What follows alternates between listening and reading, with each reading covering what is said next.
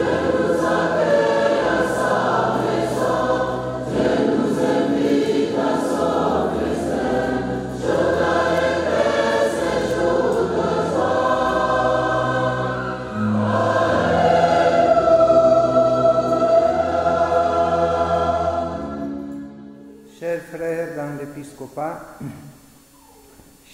prêtres concélébrants, chères personnes consacrées, vous tous, chers frères et sœurs dans le Christ, ma joie est grande de célébrer la scène du Seigneur avec vous, en ce beau siège de la conférence épiscopale, pour commencer la première journée complète de mon séjour en ce pays.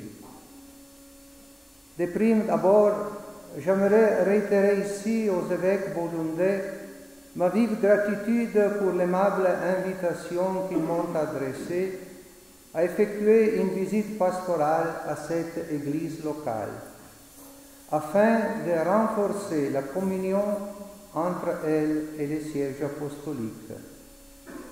Je suis sensible aux aimables paroles de bienvenue à mon endroit de la part de son Excellence Monseigneur Bonaventure, président de la conférence épiscopale, au nom de cette église locale et de ses pasteurs.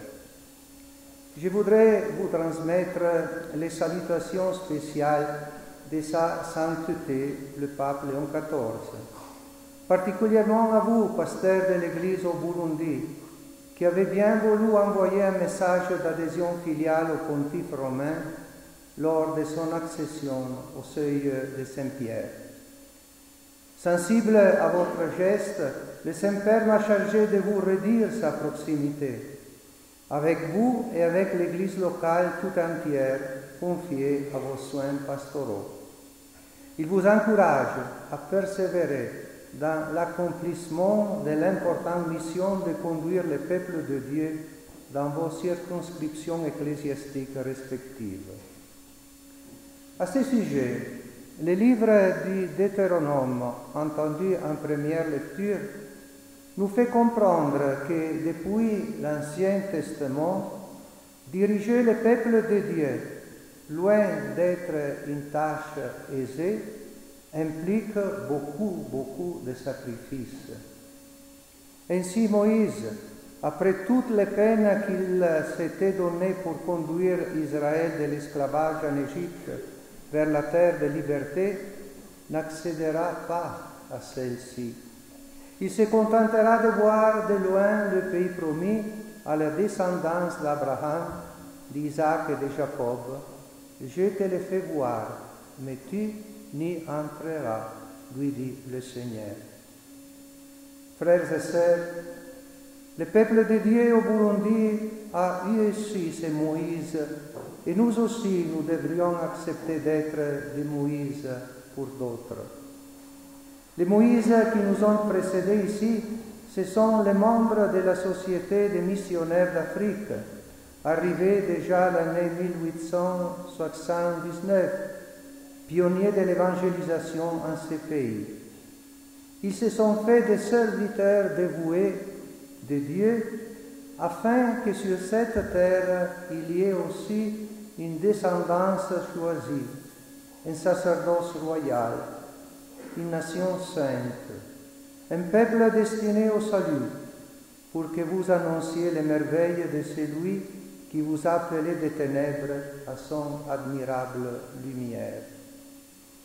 Ils ont consenti d'énormes sacrifices, mais ils n'ont pas vu que de loin le Burundi d'aujourd'hui, catholique à près de 70%, doté de plus de 1300 prêtres, où les vocations à la vie consacrée et au sacerdoce prospèrent. Ils n'ont pas pu passer le Jourdain pour entrer dans le Burundi de 8 circonscriptions ecclésiastiques, de plus de 300 paroisses, de 5 grands séminaires interdiocésains et de nombreuses maisons de formation érigées par les instituts de vie consacrée. Bien que Moïse ne pût pas accéder à la terre promise, le livre du Deutéronome assure qu'il ne s'est plus levé en Israël un prophète comme lui. Cela signifie que pour les pasteurs chargés de conduire le peuple de Dieu, ce qui importe avant tout, ce n'est pas d'obtenir la satisfaction de voir les résultats. Ce n'est pas de voir la satisfaction de voir les résultats, mais d'accomplir fidèlement ce que Dieu attend d'eux et jusqu'à quand Dieu le veut. Le reste relève de ses dispositions souveraines. L'esprit de détachement est donc indispensable pour servir Dieu et son peuple. Le succès enregistré dans la logique de ce monde ne devrait pas constituer l'objectif du pasteur, mais plutôt la réalisation du plan divin. Déjà, les psalmistes avaient compris cela, comme le relève le psaume responsorial du jour. Vous tous qui craignez Dieu, je vous dirai ce qu'il fait pour mon âme. Oui, ce que Dieu accomplit pour et dans les âmes, voilà l'essentiel.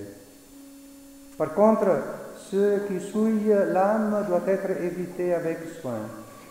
Or, ce qui salit l'âme et lui nuit profondément, c'est le péché. Celui ne devrait pas trouver de complicité en nous.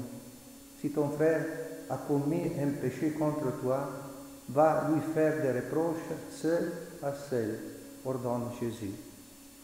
Au regard de l'histoire et de l'évolution de ces pays, ces 5 ou 6 dernières décennies, malheureusement marquées par des conflits, vous savez combien la pastorale de la réconciliation est capitale. Vous vous y attelez avec courage, et sa sainteté, le pape Léon XIV, vous encourage à persévérer. La plupart des diocèses ont promis des initiatives en faveur de la réconciliation et de la paix, notamment par l'organisation des synodes ou la création des centres pastoraux dédiés. En cette région en proie de conflits depuis des décennies, comme Moïse et en tant que pasteur, vous êtes appelés à conduire le peuple de Dieu de l'esclavage, de la spirale de la violence, vers la terre promise du pardon et de la réconciliation, même si vous n'êtes pas sûr d'y entrer avec lui. L'essentiel, c'est de se mettre en marche avec ce peuple, de vouloir tourner le dos à la servitude des conflits fratricides. La réconciliation est nécessaire. Elle est nécessaire pour 2 raisons. La première réside dans le vocable « frère ». Malgré la douleur de l'offense, celui qui a commis le péché reste un frère. Dieu nous veut tous frères, au-delà des possibles manquements et offenses. La question « qu'as-tu fait de ton frère ?» reste toujours d'actualité pour Dieu. En ce sens, lors de votre visite à Limite en mai 2014, le pape François, en soulignant que les efforts courageux d'évangélisation que vous déployez dans votre ministère pastoral portent de nombreux fruits de conversion et de réconciliation, vous exhortez à ne pas faiblir dans l'espérance, mais à aller courageusement de l'avant. Et la deuxième raison qui fonde la nécessité de la réconciliation, c'est que tout péché contre un frère trouble non seulement les relations humaines, mais aussi nos rapports avec Dieu.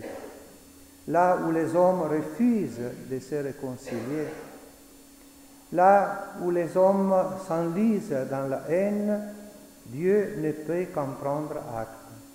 Tout ce que vous aurez lié sur la terre sera lié dans le ciel.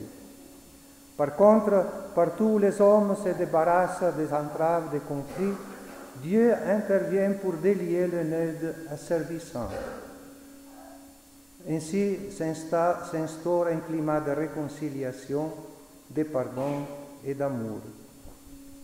Qu'il est beau ce que dit le psalmiste à ce sujet. Il est bon, il est doux pour les frères de vivre ensemble et d'être unis. Et il continue. On dirait la rosée de l'Hermon qui descend sur les collines de Sion. C'est là que le Seigneur envoie la bénédiction, la vie pour toujours. Ces psaumes à la fraîcheur de l'Évangile, anticipant l'enseignement de Jésus. Quand les hommes en harmonie entre eux adressent des demandes à Dieu, ils sont exaucés par le Père des cieux qui les comble de sa bénédiction. Frères bien-aimés dans l'épiscopat, frères et sœurs ici présents, par mon humble personne, le pape Léon XIV vous adresse ces paroles qu'il a prononcées le mercredi 25 juin dernier, lors du jubilé des évêques, pour implorer à la fin de sa méditation le soutien céleste pour les pasteurs. Très chers amis, que l'intercession de la Vierge Marie et de Saintes Pierre et Paul vous obtienne, à vous et à vos communautés, les grâces dont vous avez les plus grands besoins. En particulier, qu'il vous aide à être des hommes de communion, à promouvoir toujours l'unité dans le presbytérium diocésain. Frères et sœurs, cultivons toute la communion et le Seigneur sera toujours au milieu de nous. Que la paix du Seigneur soit toujours avec vous. Amen.